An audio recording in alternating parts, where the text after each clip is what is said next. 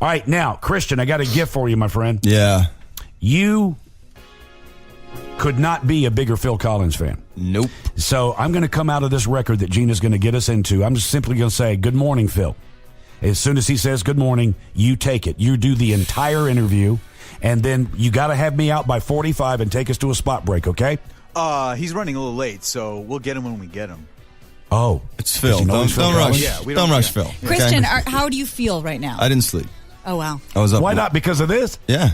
I don't think anyone really gets what's about to happen. No, Mark, he looks very nervous. Yeah, Okay. Well, would you like me to join you for the interview? Would that make you feel better? I don't even know, dude.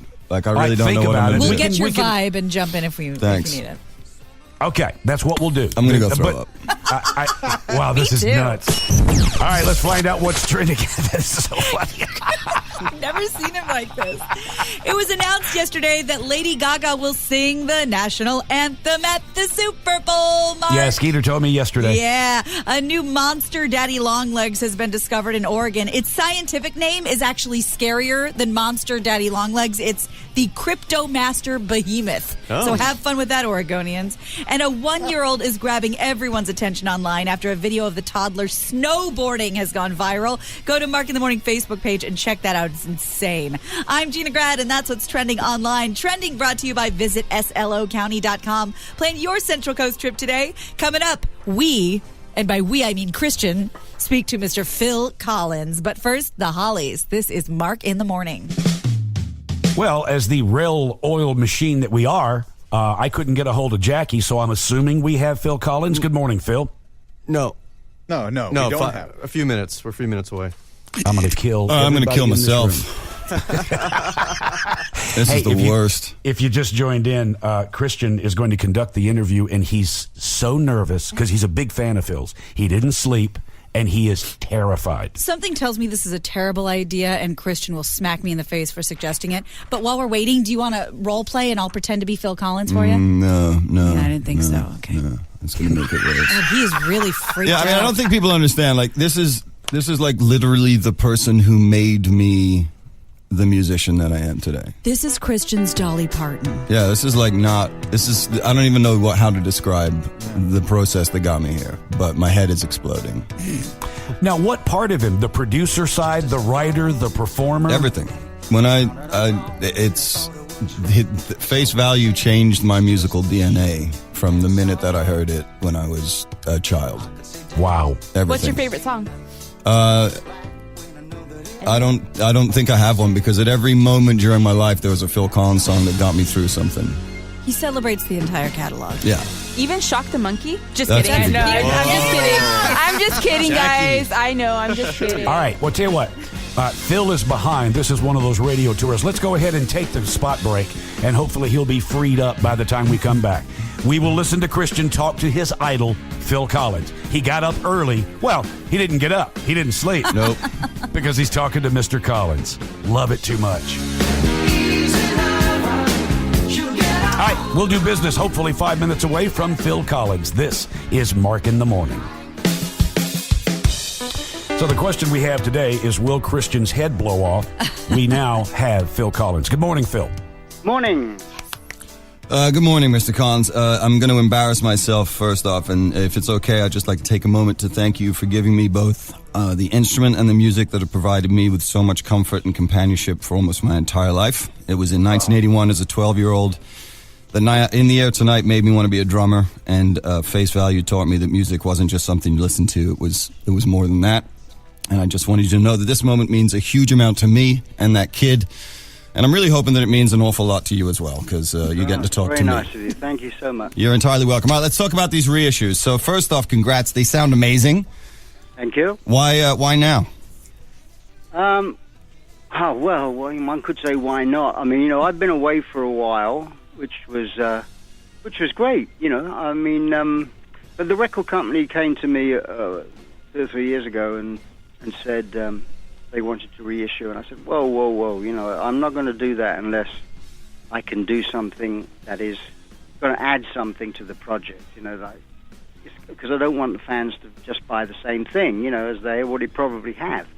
So we thought long and hard about it, and I said, let's put a second CD out with each album, like a companion CD, which has got live material, and that's what we did. And some of, rare demos or things people have never heard. And I also reshot all the covers, so it looks the same when you look at it, but then there's a double take. You realize it's me now, at age 65, as opposed to face value when I was 30. Yeah, I thought that was it's got my fingerprints on it. This is the most important thing to me, that it makes it look like that it's something new and different. Everyone I've shown that to thinks it's brilliant, so well done. Yeah. It's a fantastic idea. It's a simple idea, but it's gone down incredibly well with people. Yeah, side by side, it looks fantastic. And now you started out of sequence with Face Value and then both sides. What made you decide to not do it chronologically? Well, I think reading between the lines, I think it was both sides was chosen because it's my favorite record, and I would go out and talk about it. And I think that was the sort of a marketing ploy to get me out there. But I mean, actually, I'm very proud to talk about. I'm very pleased to talk about that album as well as Face Value, because it was a homemade record, and I did everything on it, and so it was very special to me. It kind of having done that album, I felt like I had to leave Genesis because I wanted more. Not control is the wrong word, but I wanted it to be me more. Right. And so that's my favorite record, really. Well, I want to thank you, by the way. I read the liner notes, and I have to say I'm grateful that you left We Wait and We Wonder on both sides instead of taking it off, because it is one of my favorite Phil Collins songs. Well, thank you. I mean, not the problem, but something that comes up when you're redoing this stuff, because you discover things that you might alter from the first time round. And then you think, well, if you take something off, then what about that track?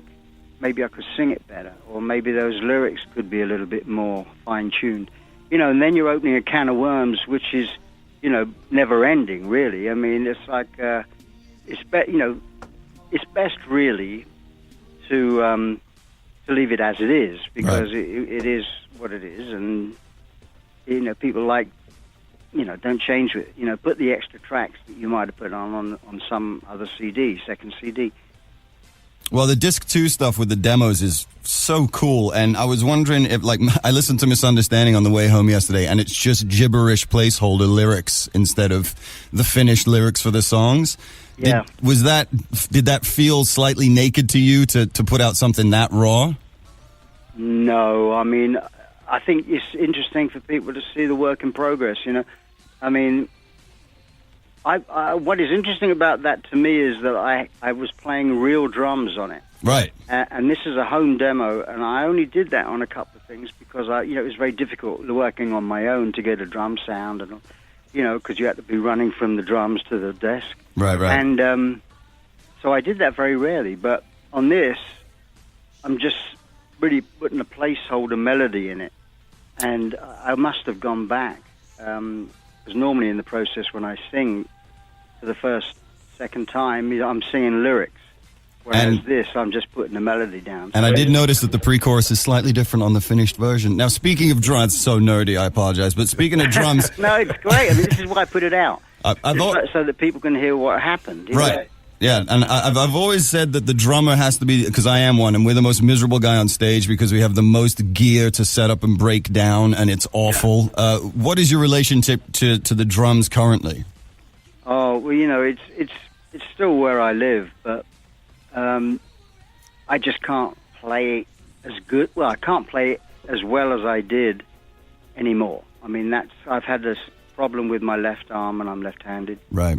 And so that is kind of, I'm going to get a little kit set up in my house in Miami and start playing, because I keep saying I can't play, but I haven't played for a long time. It's got better, but I'm going to have to try and keep practicing. But, for me, the band always sounded the best from behind the drum kit. Oh, always. That's the way I heard it. On A Lamb Lies Down, I had headphones, and I really got immersed in it, but just generally, that was where the band sounded best. And so when I went out front to sing, I had a whole thing to take care of. I heard the band from a different perspective. and that took a lot of getting used to. Well, I'm being told that I have to end this, which is terrible. But if you want me to fly out to Miami and jam with you on the kit, that's easy. I can do that anytime. You just cover the airfare, and we're solid on that, dude. But what's next for the reissues? When is Hello, I Must Be Going coming out? Hello, I Must Be Going. I guess it's in about a month's time. Fantastic. It's coming out. I can't remember what it's coming out with now because we're working so far ahead. Right.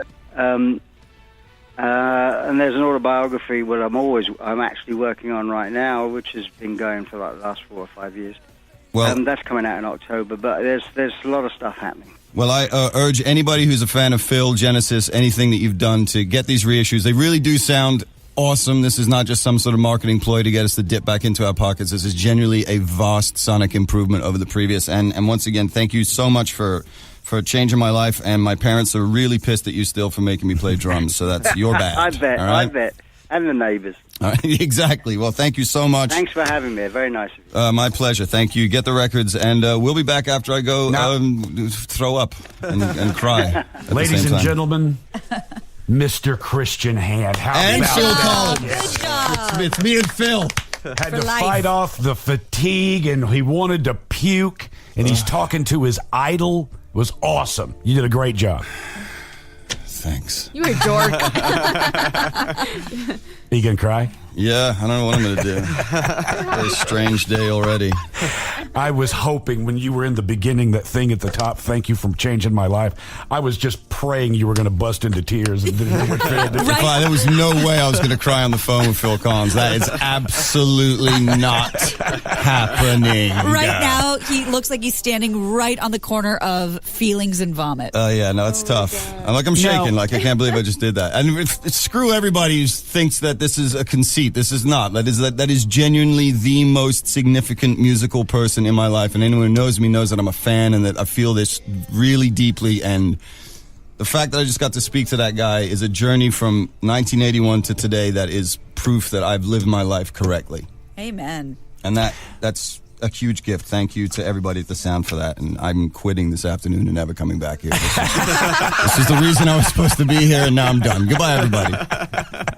So now, which was the album that you were saying gave you the opinion that music is more than just something to listen to? Face Value, the first one. My dad he had these yellow Sennheiser headphones, and I think he did it just to stop me from annoying him, but he would put these headphones on and just leave me listening to albums, and he put Face Value on, and he put the headphones on, and I sat there, and it concussed my brain in a way that nothing ever had. I heard In the Air Tonight, and I knew I had to be a drummer, and something inside me knew that music was now different for me for the rest of my life. What was it? A depth of lyric? A depth It was everything. I was 12, so I don't even know. I can't even put a name to what it did. It just changed my DNA. Like functionally, something shifted inside me, and I knew things I didn't know prior to that moment. Dude, so I'm only imagining that you talking to Phil Collins would be like me if I got to talk to Elvis Presley. I can only think that. Yeah, no, that's nuts. That's really what has happened. Like I'm not being overly dramatic or hyperbolous. Like this is literally meeting somebody who's changed the course of my life. And now, for the next minute, Christian will defend this song. Dude, screw off. This is a masterpiece. Hey, Mark, we just got a text from program director Dave Beasing. It says, OMG, Christian now does all music interviews on Mark in the Morning, but Mark still does football. You can have it, buddy. Football's all yours. I was dying to jump in and ask Phil, hey, if you could only have one kind of candy bar, what would it be? Yeah, what do your boobs look like? Are you hot? What kind of rack you got swinging? Yeah. But I left it alone. All right, well, Christian, listen, thank you for getting up and coming in. You probably should go try to grab a nap, but feel free to stay with us on the rest of the show. Yeah, I'm a little fueled up on endorphins. I'm probably just going to stay and go like in the background for the next 2 hours.